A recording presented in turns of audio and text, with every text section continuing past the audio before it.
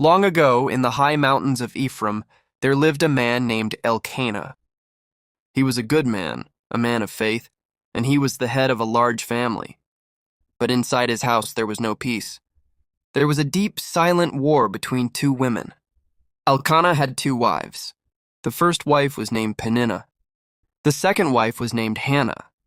Peninnah was a woman of pride. Her life was full of noise, laughter, and running feet. She had many sons and many daughters. Every morning she woke up to the sound of children calling her name. Every night she tucked them into bed feeling strong and important. But Hannah's life was very different. Hannah's house was quiet, too quiet. Every morning she woke up to silence.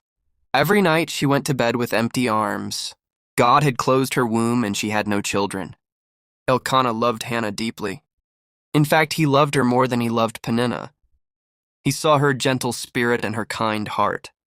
He tried to make her happy. He bought her beautiful clothes and gave her special gifts. But a husband's love could not fix the ache in her soul. Gifts could not take the place of a baby. To make it worse, Peninnah was cruel. She was jealous that Elkanah loved Hannah more, so she used her children like weapons to hurt Hannah. Every year, the whole family traveled to the city of Shiloh to worship God. This should have been a happy time. But for Hannah, it was a time of torture. On the road to the city, Peninnah would walk with her head high, surrounded by her children. She would look back at Hannah walking all alone, and she would mock her.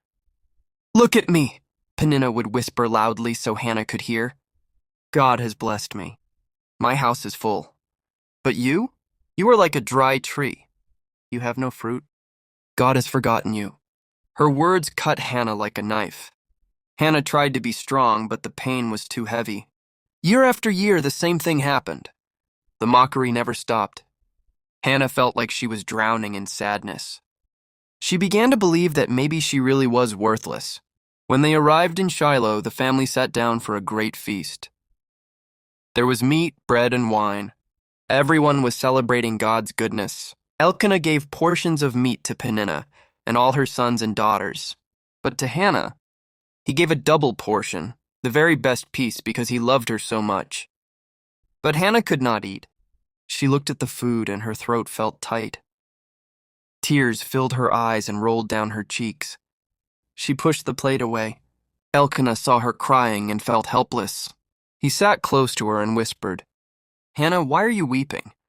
Why do you not eat? Why is your heart so grieved? Am I not better to you than 10 sons?" Hannah looked at her husband. She knew he was trying to be kind, but he did not understand. He was a man. He could not feel the empty space inside a mother who has no child. His love was sweet, but it was not enough to heal her broken heart. She could not stay at the table anymore. Hannah knelt on the hard, cold stones of the temple floor. Her body was shaking with sobbing. She was so full of pain that words could not come out of her mouth. Her lips moved silently, but inside her heart was screaming to heaven. She made a solemn vow to God. She whispered, "O Lord of all hosts, if you will only look upon my sorrow, if you will remember me and not forget me, if you will give your servant a son, then I will give him back to you. For his entire life he will belong to the Lord." Nearby, the old priest named Eli was watching her. He saw her swaying back and forth, her mouth moving without sound. He did not understand her pain. He judged her. "Woman," Eli said sharply, "how long will you be drunk? Put away your wine and go home." Hannah looked up at him. Her face was stained with tears, but her voice was steady. "No, my lord," she answered gently. "I am a woman with a deeply troubled spirit. I have not drunk wine or strong drink. I was pouring out my soul before the Lord.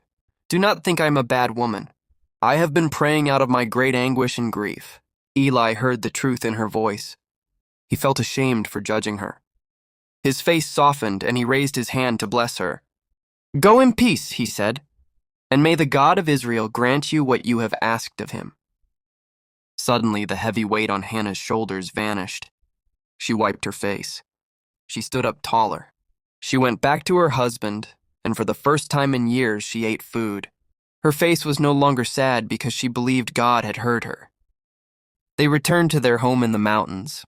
And in the course of time, God remembered Hannah. A year later, the silent house was filled with the loudest, sweetest sound in the world, a baby crying. Hannah held a son in her arms. She kissed his tiny fingers and looked into his eyes. She named him Samuel, saying, "Because I asked the Lord for him." For the next few years, Hannah stayed home. She did not go to Shiloh. She stayed to nurse her son, to hold him, and to love him. She knew her time with him was short. Every time she hugged him, she remembered her promise. It was a promise that would break any mother's heart. But she was a woman of honor. When the boy was old enough to eat solid food, perhaps 3 or 4 years old, the day finally came. Hannah packed his small clothes. She took him by the hand. They walked the long road back to the temple in Shiloh. She found the old priest, Eli.